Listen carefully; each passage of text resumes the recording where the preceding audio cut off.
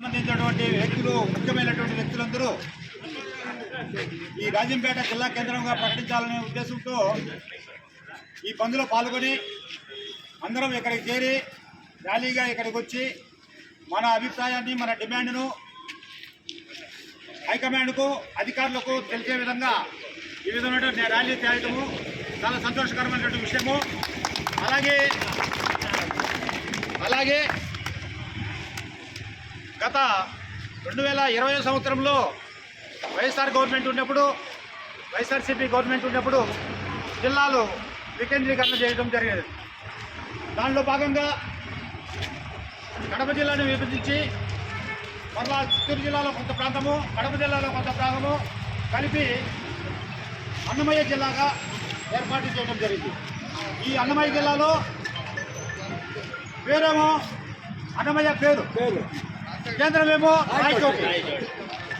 అది చాలా విచిత్రమైనటువంటి ఆలోచన వచ్చింది.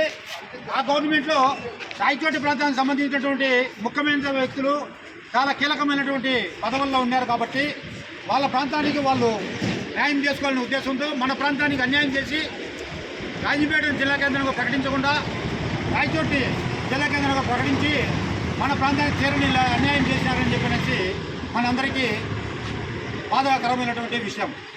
అలాగే అసలు దాదాపు నాకు తెలిసి 200 సంవత్సరాల క్రితము ఈ జిల్లాలను మన రాష్ట్రంలో జిల్లా కేంద్రంగా బ్రిటిష్ హయాంలో కేటాయించినటువంటి జిల్లాలలోనికి జగన్ గారు పోవడమే ఒక తప్పు. పోయిన వాటిని జిల్లాలను విభజించాలనే ఉద్దేశం వచ్చిన తర్వాత కొంచెము న్యాయంగా, ధర్మంగా, పద్ధతిగా సెంటర్ పాయింట్ చూసుకొని చేయడం అనేది న్యాయం. అటు లేకుండా కేవలము రాష్ట్రం మొత్తం మీద ఎత్తుకుంటే పార్లమెంటు నియోజకవర్గాలను జిల్లా కేంద్రాలుగా ప్రకటిస్తామని చెప్పనేసి ఉద్దేశంతో ఈ కార్యక్రమాన్ని ఈ పద్ధతిని స్టార్ట్ చేశారు. కానీ రాష్ట్రం అంతా పార్లమెంట్ నియోజకవర్గ కేంద్రాలుగా జిల్లా కేంద్రాలు ప్రకటించారు. కానీ ఒక రాజంపేటను మాత్రం రాయచోటిని ప్రజాస్వామ్యం ఏర్పడినప్పటి నుంచి పార్లమెంట్ కేంద్రం రాజంపేట అదే రాయచోటిని డిక్లేర్ చేసి రాజంపేటకు అన్యాయం చేశారు. లేదు, ఇప్పుడు టీడీపీ గవర్నమెంట్ వచ్చిన తర్వాత మరలా జిల్లాలను పెంచారు. జిల్లాలు పెంచిన తర్వాత సెంటర్ పాయింట్ అన్నారు. అప్పుడు మనం అందరము దాన్ని వ్యతిరేకిస్తే రాయచోటి జిల్లా కేంద్రానికి వద్దు, రాజంపేట చేయండి అని చెప్పి మనం అందరం సైకిల్, ధర్నాలు, ర్యాలీలు అన్నీ చేస్తే ఆ రోజు కూడా ఎవరు కూడా మన ఆవేదన లెక్క చేయకుండా రాయచోటిని ఖాయం చేసేసి రాయచోటిని డిక్లేర్ చేశారు. దానికి కారణం ఏమంటే కేవలము సెంటర్ పాయింట్ అంట. దానికి మదనపల్లికి, పీలేరుకు, రాజంపేటకు, కోడూరుకు, రాయచోటికి అన్నిటికీ సెంటర్ పాయింట్ రాయచోటి కాబట్టి రాజంపేట పెట్టేదానికి క్వశ్చనే లేదు అని చెప్పనేసి దాన్ని కేటాయించేసి పక్కన పెట్టేసి రాయచోటి డిక్లేర్ చేశారు. ఇప్పుడు టీడీపీ గవర్నమెంట్ వచ్చింది. ఈ టీడీపీ గవర్నమెంట్ ఏం చేయాలి? సెంటర్ పాయింట్ డిక్లేర్ చేయాలి.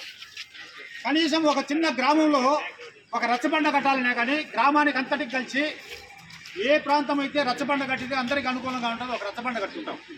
మన జిల్లా కేంద్రాన్ని ప్రకటించేటప్పుడు ఈ 3 తాలూకాలకు ఒక జిల్లాలు కేంద్రంగా ప్రకటించారు. ఈ 3 తాలూకాల్లో ఏదైతే కరెక్ట్గా సెంటర్ పాయింట్ ఉండదు, ప్రజలకు అనుకూలంగా ఉన్నటువంటి, పరిపాలనకు అనుకూలంగా ఉన్నటువంటి కేంద్రాన్ని ప్రకటించాలి. కానీ స్వార్థంతో ఏదో ఓట్లు వేశారు, గెలిపించారని చెప్పనేసి ఓపెన్గా చెప్పి ఒక ముఖ్యమంత్రిగా రాజంపేటలో నాకు ఓట్లు లేదు, కడూరులో రాయచోటలో వేశారని చెప్పడం అనేది కరెక్ట్ కాదు. నా అభిప్రాయం, నేను తెలుగుదేశం అయినా కానీ. కాబట్టి ఇప్పుడైనా పెద్దలు మన ముఖ్యమంత్రి గారు స్థానికంగా ఉన్నటువంటి నాయకత్వం కూడా దీన్ని పెద్దగా పట్టించుకోవాలి. అదే రాయచోట ఉన్నటువంటి మున్సిపల్ రామప్రసాద్ రెడ్డి ఏం చెప్పాడు? రాయచోటిని కానీ డిసైడ్ చేయకపోతే పొడగొట్టి చెప్పాడు, రాజీనామా చేస్తా అంటాడు. అదే మన 2 తాలూకాల్లో ఉన్నటువంటి నాయకులు ఏం చేస్తున్నారు? అప్పుడే మాట్లాడాలా. ఏం నువ్వే నా ఎమ్మెల్యేవే, మేము కూడా గెలిచినాము, మేము కూడా మా ప్రాంతాలు లీడర్ లేడు అని వీళ్ళు రివర్స్ అంటే మనకు బలం వచ్చిండు. వీళ్ళు గమ్మనైపోయినారు. ఇప్పుడు ఎందుకు వస్తారంటే ఈ ప్రజలే వ్యతిరేకత ఎక్కువైపోయింది.